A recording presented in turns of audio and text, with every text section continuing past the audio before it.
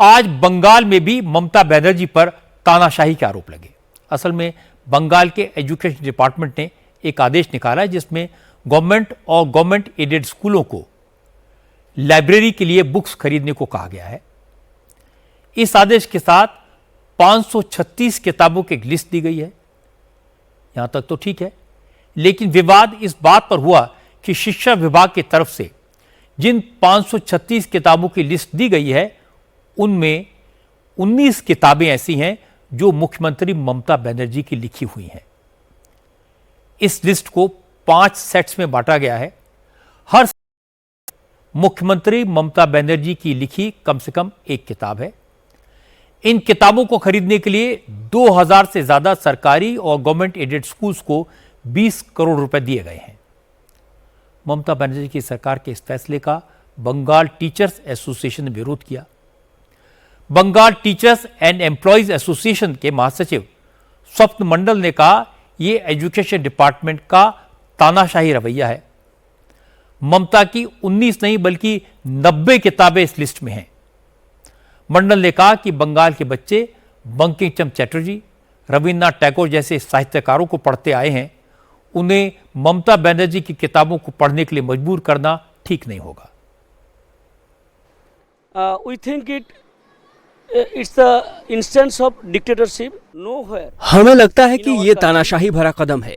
हमारे देश में कहीं भी किसी भी राज्य के मुख्यमंत्री ने ऐसी हिम्मत नहीं की, अपने विचार उन बच्चों पर थोपने की कोशिश नहीं की जो अभी उन्हें समझने के लिए परिपक्व नहीं है।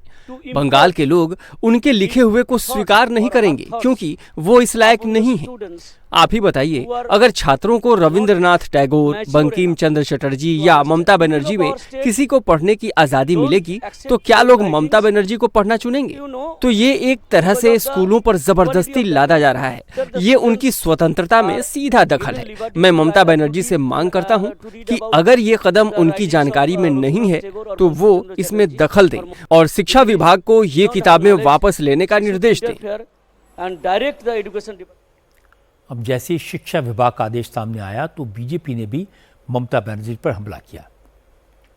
सुकांता मजूमदार ने कहा, एक तरफ सरकारी स्कूलों में बुनियादी सुविधाएं नहीं हैं, सरकार उनके लिए पैसा नहीं दे रही है, दूसरी तरफ ममता की किताबों के लिए पैसा पानी की तरह बहाया जा रहा है।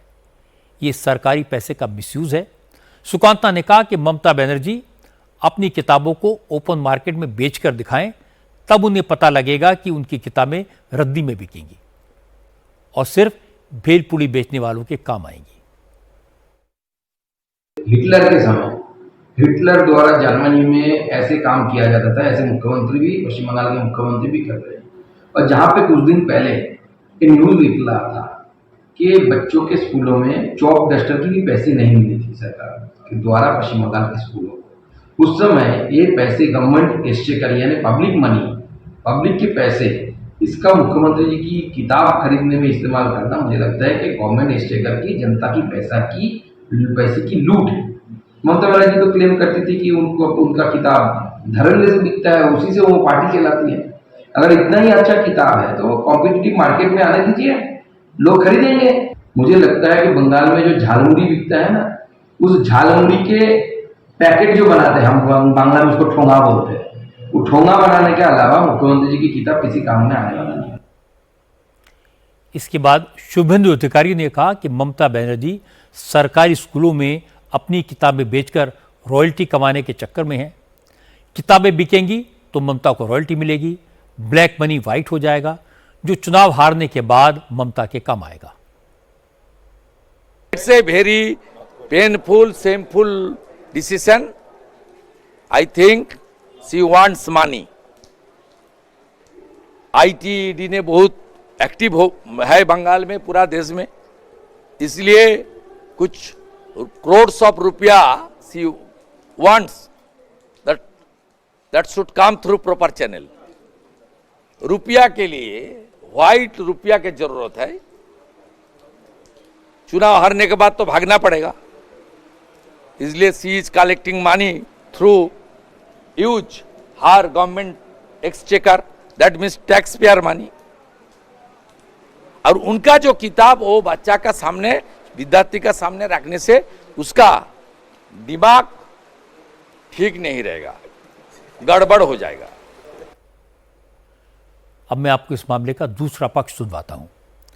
तृणमूल कांग्रेस के नेता कुणाल घोष ने कहा कि ममता बनर्जी की जिंदगी संघर्ष से गुजरी है, वो बहुत अनुभवी हैं, उनकी लिखी किताबें बच्चों को इंस्पायर करेंगी। अगर लाइब्रेरी में उनकी किताबें रखी जा रही हैं तो इसमें क्या गलत है। कुणाल घोष ने कहा अगर बीजेपी के नेता किताब लिख सकते हैं तो वो भी लिखें, उन्हें किसने रोका है। ये जो लाइब्रेरीज है तो स्कूल है, जो स्टूडेंट्स है, Mamata Banerjee experienced leader, public के साथ थे। अब देखिए successful opposition leader, successful railway minister, successful chief minister, successful one of the best national leader, internationally established. उनकी जो जर्नी है, उनकी जो ये उनका जो ऑब्जर्वेशन है, एक्सपीरियंस है और वो क्रिएटिविटी, ममता जी लिखते हैं, ममता जी बहुत सारे क्रिएटिविटी, तो वो उसका अच्छा जो बुक्स है, अगर वो न्यू जनरेशन उसको पढ़े तो क्या प्रॉब्लम क्या है, तो प्रॉब्लम नहीं है। तो भाजपा क्या बोल रहा है, ममता बनर्जी खुद का बात खुद लिखती है, लेकिन भाजपा का लीडर तो टेलीप्रॉम्प्टर बिना स्पीच भी नहीं दे सकते। इससे पहले जब ममता बनर्जी की पेंटिंग्स लाखों में बिकी थी उस वक्त भी विवाद हुआ था, लेकिन इस बार तो सरकार ने ममता के लिखी किताबों को सरकारी पैसे से खरीदने को जारी कर दिया। ये फैसला नैतिक तौर पर गलत है, पॉलिटिकली भी ठीक नहीं है। हो सकता है ममता बनर्जी को इसकी जानकारी ना हो, और अगर ऐसा है तो ममता को शिक्षा विभाग के फैसले वापस ले लेना चाहिए।